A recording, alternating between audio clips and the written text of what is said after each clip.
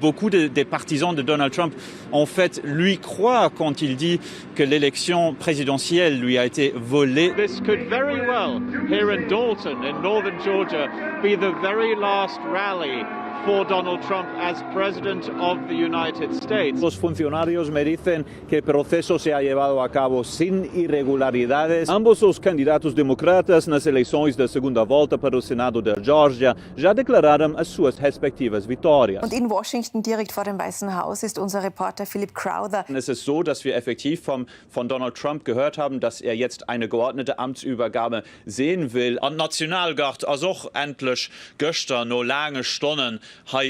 Und dann spürt man beim Präsidenten doch auch den Druck von Mitgliedern seiner eigenen republikanischen Partei und auch von Mitgliedern seines eigenen inneren Kreises im Weißen Haus. Sagt Philipp Crowther, RTL Washington. Vielen Dank für Ihre Einschätzung heute früh.